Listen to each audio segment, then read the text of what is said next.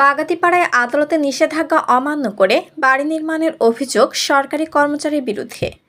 Channel এ নিউজের নিজস্ব প্রতিনিধির তথ্যছবিতে বিস্তারিত।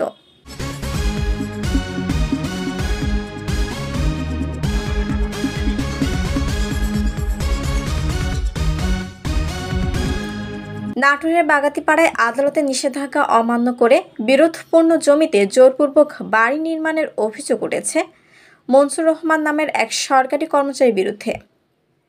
এমন অভিযোগ এনে সংবাদ সম্মেলন করেছেন একই উপজেলার মাসিমপুর মহল্লার মৃত নাদের আলীর ছেলে মুক্তার হোসেন। বুধবার 12 জুন সন্ধ্যার পূর্বে নাসিমপুর ঈদগাহ মাঠে এ সংবাদ সম্মেলন অনুষ্ঠিত হয়। অভিযুক্ত মনসুর রহমান উপজেলার পৌর এলাকার নরইগাছা মহল্লার মৃত শফি উদ্দিনের ছেলে। তিনি নির্বাচন কমিশন সচিবালয়ে অফিস সহায়ক পদে কর্মরত আছেন বলে জানা গেছে। সংবাদ সম্মেলনে লিখিত বক্তব্যে মুক্তার হোসেন জানান, মনসুর রহমান বাড়ি নির্মাণের জন্য আমার ফসলি জমির পাশের জমি কিনেন, কিন্তু মনসুর তার জমির সীমানা নির্ধারণ না করেই আমার জমির 3 থেকে 4 শতক জোরপূর্বক দখল করে বিল্ডিং বাড়ি নির্মাণের কাজ শুরু করেন। আমি তাকে বাড়ির কাজ করতে নিষেধ করলেও সে তার লোকজন দিয়ে আমাকে মারধরের জন্য আসে। পরে আমি আদালতের শরণাপন্ন হলে ওই জমিতে আদালত 144 ধারা নিষেধাজ্ঞা জারি করে, কিন্তু আদালতে সে নিষেধাজ্ঞা অমান্য করে তার বাড়ি নির্মাণের কাজ চলমান রেখেছে। থানা পুলিশ তাকে নিষেধাজ্ঞার বিষয়ে অবগত করলেও তিনি কর্ণপাত করেননি, বরং তিনি সচিবালয়ে চাকরি করেন, তার ক্ষমতা অনেক, এমন কথা বলে মামলা ও হামলার হুমকি প্রদান করছেন।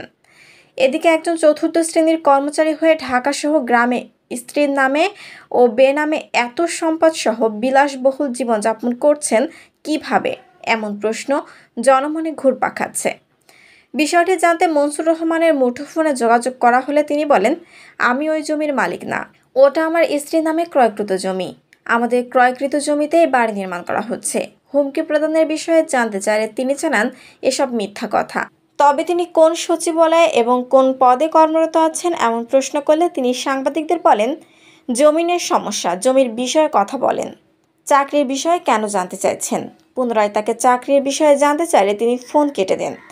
এ বিষয়ে বাগাতিপাড়া মডেল থানার অফিসার্স ইনচার্জ ওসি নান্নু খান বলেন, আদালতে নিষেধাজ্ঞার বিষয়ে তাদের অবগত করা হয়েছে। এরপরও যদি অভিযুক্তরা আদালতকে অবমাননা করে তাহলে বাদী থানায় জিডি করতে পারেন। জিডি পেলে তারা পরবর্তী আইনগত ব্যবস্থা গ্রহণ করতে পারবে। শিলা আক্তার, ডেস্ক রিপোর্ট, চ্যানেল এ নিউজ। আমাদের থানায় আসলে আমি এসআই আতোয়ার নামে ইন্ডোজ করি।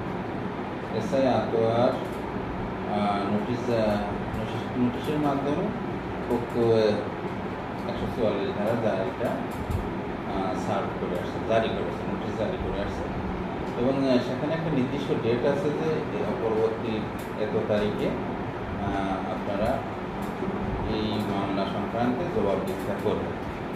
তো এবং তা যদি বিজ্ঞ আদালতের আদেশ নিষেধ যদি অমান্য করে তাহলে বাদীকে যদি ভয়ভীতি দেখায় তাহলে বাদী থানা এসে একটা জিডি করবে।